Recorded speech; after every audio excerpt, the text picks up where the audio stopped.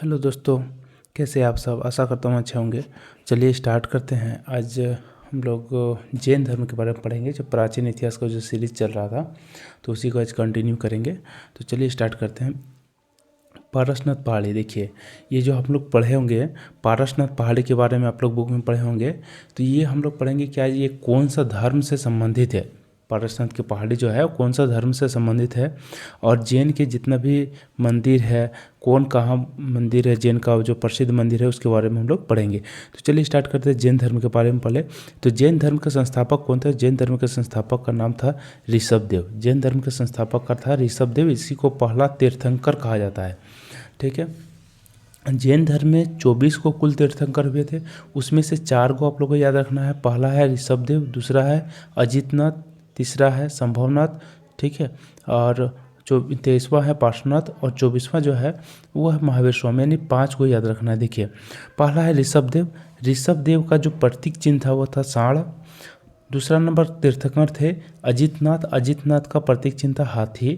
तीसरा है संभवनाथ, घोड़ा, पार्श्वनाथ सर्प, और महावीर सिंह। इसको कैसे याद रखना है इसको देखिए। फर्स्ट 3 को पहले याद रखते हैं। ऋषभदेव, ऋषभदेव का प्रतीक चिन्ह क्या है? सांड है। अजितनाथ का क्या है? हाथी है। देखिए ऋषभदेव को तो आपको याद रखना पड़ेगा, सांड है। अजितनाथ को कैसे याद रखना है? अजीत। लास्ट में क्या देखिए यहाँ पर बीच में क्या जीत है, जीत।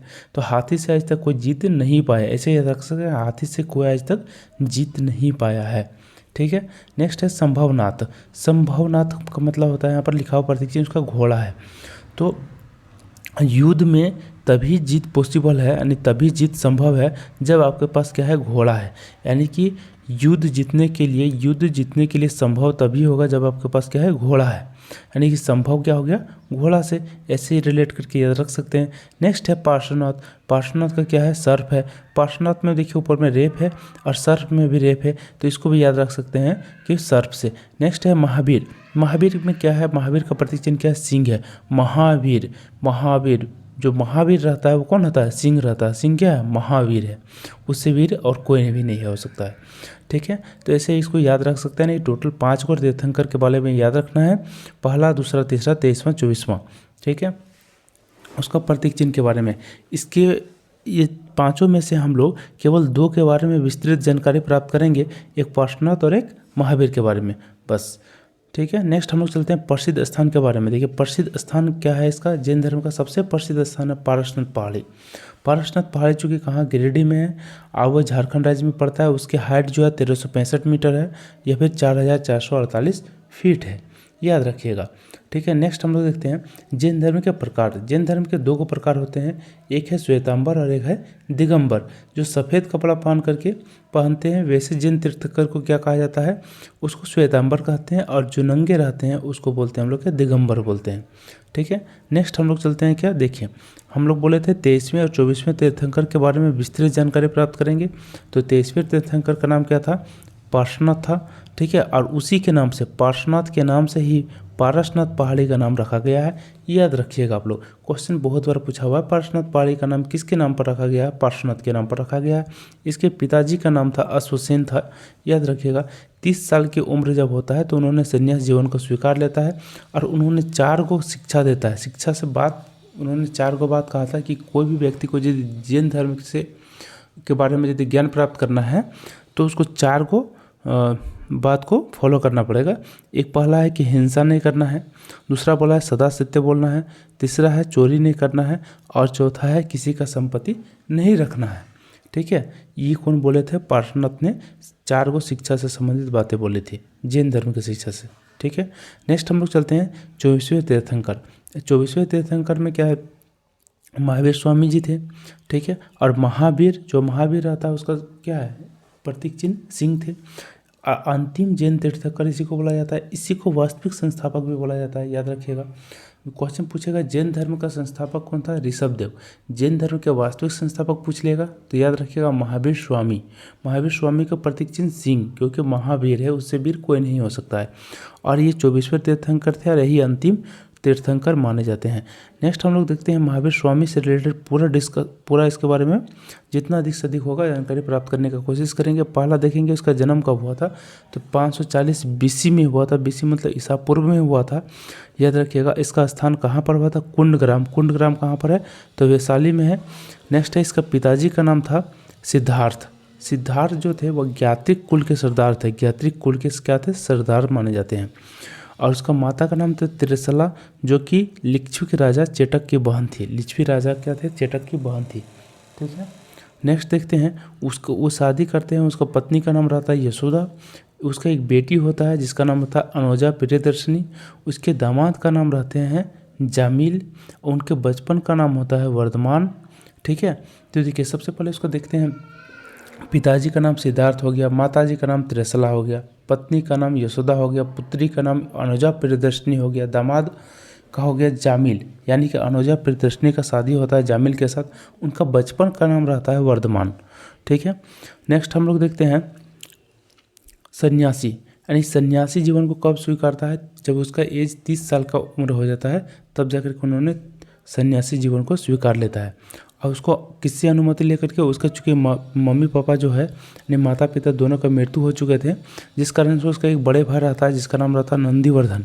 नंदीवर्धन यानी कि बड़े भाई से अनुमति ले करके और उन्होंने 30 साल की उम्र में सन्यास जीवन को क्या करता है, स्वीकारता नहीं, त्याग देता है। उन्होंने घर को त्याग करके और 12 साल तक कंटिन्यू क्या करता है, तपस्या करता है। इसको याद रखिएगा। और तपस्या करता है तो किस स्थान पर करता है, यानी कि जिम्भरीब के समीप तपस्या करता है। उस नदी का नाम रहता है ऋजुपालिका नदी। ऋजुपालिका नदी के किनारे तपस्या करता है। साल वृक्ष के नीचे तपस्या करता है। ज्ञान की प्राप्ति होने के बाद जैन धर्म में ज्ञान की प्राप्ति को केवल्य कहा गया है। और उसके बाद उसको क्या होता है, ज्ञान की प्राप्ति हो जाता है। ज्ञान प्राप्ति होने के बाद महावीर स्वामी को जीन, अहर्त और निगर्धन के नाम से जाने लगे। मतलब महावीर स्वामी को जीन कहा गया, अहर्त कहा गया और निगर्धन कहा गया। जीन मतलब होता है विजेता, अर्थ मतलब होता है पूज्य, और निगर्धन मतलब बंधनहीन, मतलब किसी के बंधन से नहीं है, जिसको मोक्ष की प्राप्ति हो जाता है उसे बंधनहीन कहते हैं। और उन्होंने क्या करते हैं, उपदेश देना स्टार्ट कर देते हैं। तो उपदेश देना स्टार्ट करते हैं। उपदेश मतलब होता है प्रवचन, यानी लोगों को ज्ञान की प्राप्ति के बारे में शिक्षा देना स्टार्ट कर देते हैं। और उन्होंने पहला भाषा में देते हैं, प्राकृत भाषा यानी अर्धमागधी भाषा में उन्होंने पहला उपदेश देते हैं। पहला भिक्षु का नाम रहता है चंपा, ठीक है। पहला जैन भिक्षु का नाम क्या रहता है, चंपा रहता है। और उन्होंने एक भिक्षुणी संघ की स्थापना करता है। तो भिक्षुणी संघ की जो प्रधान बनाता है, उसको प्रधान का नाम था चंदना। इसको याद रखिएगा कि पहला जैन भिक्षु कौन बनती है, चंपा बनती है। लेकिन एक भिक्षुणी संघ बनाया था तो उसका प्रधान जो थी यानी हेड कौन थी, चंदना थी। और पहला अनुयायी कौन था, उसका दामाद, उसका दामादे था जिसका नाम था जामिल, ठीक है। उसको जो है जैन धर्म को महावीर स्वामी ने कितने गंधर्वों में विभाजित किया, 11 को गंधर्वों में विभाजित किया। जैसे गंधर्व मतलब क्या होता है, 11 को एरिया में डिवाइड कर दिया, ठीक है। नेक्स्ट उन्होंने क्या करता है कि उसके जितने भी उपदेशक थे, मतलब देखिए उसका पहला जो उपदेशक बनते हैं जैन धर्म का, वो कौन बनते हैं, आर्य सुधर्मा बनते हैं। क्यों, क्योंकि उनके जितने भी शिष्य लोग जो थे वो सब कुछ मर चुके थे, केवल एक ही शिष्य उसका बचे थे, कौन था, आर्य सुधर्मा। तो जो बचे थे वही क्या बन जाते हैं, जैन धर्म का पहला थेरा, या फिर उसको उपदेशक बोलते हैं, यानी उपदेश देने वाला। जब जैन धर्म के जितने भी मतलब उसके क्या बोलते हैं शिष्य लोग जो थे, जब उसका मृत्यु हो जाते हैं तब जाकर के आर्य सुधर्मा एक ऐसा शिष्य थे, वही जीवित रहते हैं। तो महावीर स्वामी की मृत्यु के बाद उन्होंने उपदेश देना स्टार्ट कर देते हैं, इसीलिए उसको बोला गया है प्रथम थेरा या उपदेशक बोला जाता है, किसको, आर्य सुधर्मा को। नेक्स्ट हम लोग देखते हैं 5 नियम। 5 नियम इन्होंने क्या बताए थे, ज्ञान प्राप्ति के लिए 5 नियम बनाए थे, जिसको हम लोग बोलते हैं पंचायन धर्म। क्या बताए थे, 4 को जो धर्म दिए थे किसने, पार्श्वनाथ ने शिक्षा दिए थे, वही सेम टू सेम उसी बात को कॉपी कर लिया गया है। लेकिन एगो इन्होंने विशेष एगो जोड़ा है जिसका नाम है ब्रह्मचार्य। तो क्वेश्चन पूछता है कि जैन धर्म से संबंधित ब्रह्मचार्य नियम किसने दिया था, तो ब्रह्मचार्य जो नियम दिया था महावीर स्वामी ने दिया था। और बाकी 4 को जो दिए थे, जैसे हिंसा न करना, सदा सत्य बोलना, चोरी न करना, संपत्ति न रखना, तो इसे चारों जो बातों का उल्लेख जो किया था, ये किसने किया था, पार्श्वनाथ ने किया था। उसी का कॉपी कौन कर लेता है, महावीर स्वामी कर लेते हैं। ठीक है। उन्होंने त्रिरत्न के बारे में कुछ विशेष बातें बताया है। जैसे जैन धर्म का पूछेगा त्रिरत्न कौन थे, क्या क्या थे, तो साम्यिक दर्शन, साम्यिक ज्ञान और साम्यिक आचरण। ठीक है, इसको याद रखिएगा, दर्शन, ज्ञान और आचरण। ठीक है, ये क्या थे, जैन धर्म के त्रिरत्न थे। देखिए देवी और देवता, तो याद रखिएगा जैन धर्म में ईश्वर की मान्यता नहीं थी, उसमें आत्मा की मान्यता थी और मूर्ति पूजा भी नहीं होती थी। ईश्वर नहीं था तो मूर्ति पूजा नहीं हुआ। और जैन धर्म के लोग केवल किसको पूजते थे, आत्मा पर विश्वास रखते थे। इसका मतलब वो पुनर्जन्म पर विश्वास रखते थे और कर्मवाद पर विश्वास रखते थे। पुनर्जन्म मतलब जैसा आप काम कीजिएगा वैसा रूप में आपको जन्म होगा, फिर से जन्म होगा। और कर्मवाद पे विश्वास रखते थे कि अच्छे कर्म करना है तो अच्छे फल मिलेगा, ऐसा उन लोग का कहना था, ऐसा उन लोग मानते थे जैन धर्म के लोग। महावीर स्वामी का अंतिम में मृत्यु हो जाते हैं 72 साल की उम्र में। और कहाँ पर होता है, 468 ईसा पूर्व में होता है। और पावपुरी यानी कि बिहार में होता है। किसके घर में होता है, तो मल राजा सृष्टिपाल के राजप्रसाद, मतलब कि उनके भवन था, सृष्टिपाल का एक भवन था और मलों का राजा था सृष्टिपाल, उसी के राजप्रसाद में उनको मृत्यु हो जाता है। किसका, महावीर स्वामी का। नेक्स्ट हम लोग देखते हैं जैन धर्म का विभाजन। तो जैन धर्म का विभाजन जो है कब हुआ था, तो 300 ईसा पूर्व में हुआ था। मगध में क्या हुआ था, 12 साल तक अकाल पड़ गया था, भीषण अकाल पड़ गया था, बहुत ज़्यादा अकाल पड़ गया था, जिसके कारण से भद्रबाहु जो थे, गुरु भद्रबाहु जो थे, वो कहाँ चले जाते हैं, वो कर्नाटक चले जाते हैं।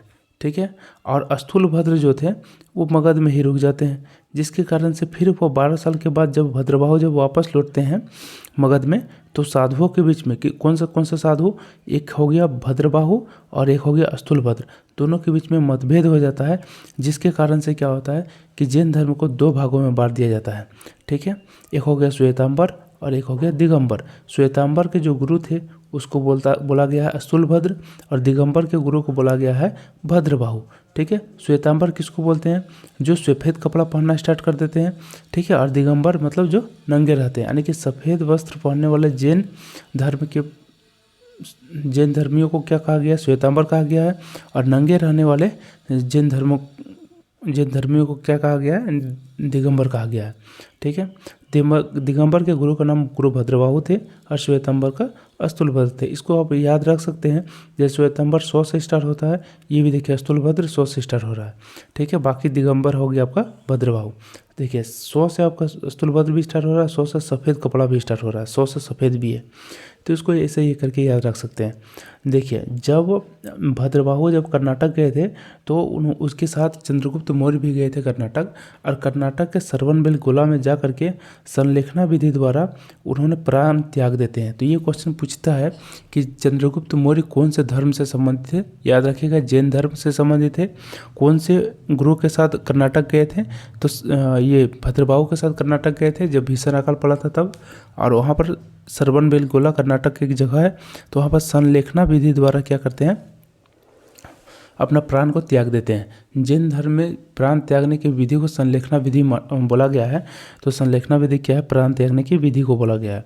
नेक्स्ट हम लोग देखते हैं जैन धर्म के प्रचार के लिए 2 गो जैन संगति का आयोजन किया गया था।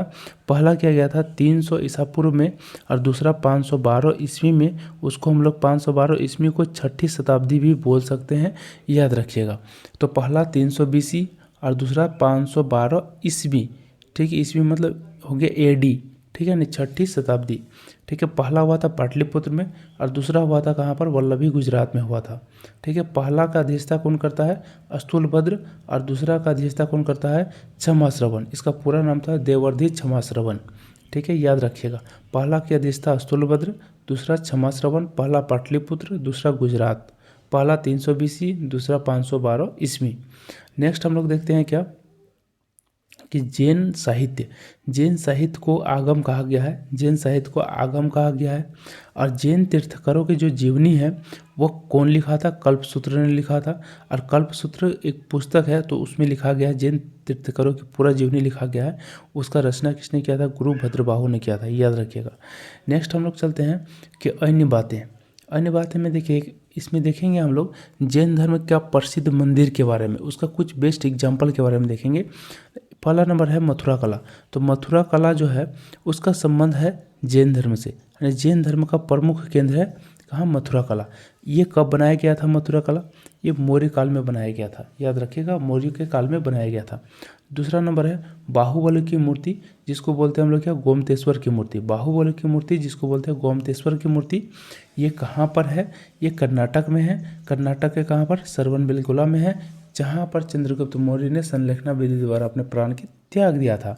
तो उसका निर्माण किसने किया था, गोमतेश्वर की मूर्ति यानी कि बाहुबली की मूर्ति का निर्माण चामुंड शासक ने किया था। चामुंड शासक ने किया था। क्वेश्चन बहुत बार पूछा हुआ है कि बाहुबली की मूर्ति कहाँ पर है, कर्नाटक में।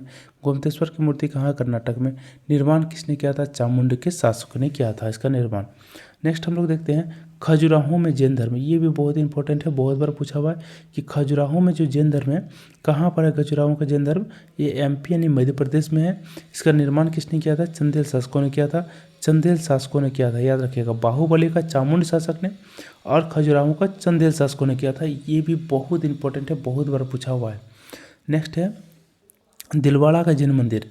तो दिलवाड़ा का जैन मंदिर है उसका कहाँ पर है, माउंट आबू। माउंट आबू कहाँ, राजस्थान। राजस्थान का एक छोटा सा जगह है जहाँ पर है माउंट आबू, तो वहाँ पर दिलवाड़ा का जैन मंदिर है। तो इन मंदिरों से अनुमान लगाया जा सकता है कि जैन धर्म काफ़ी प्रसिद्ध थे, और कुछ कुछ ऐसे जगह है जहाँ पर उसके साक्ष्य प्राप्त हुए हैं, जैसे कि जैन धर्म का दिलवाड़ा का जैन मंदिर, खजुराहो का जैन मंदिर, बाहुबली का मूर्ति। तो ये सब क्या जैन धर्म का प्रसिद्ध स्थल है। ठीक है, तो ये कंप्लीट हो चुका है। नेक्स्ट हम लोग देखेंगे नेक्स्ट वीडियो में बौद्ध धर्म से संबंधित।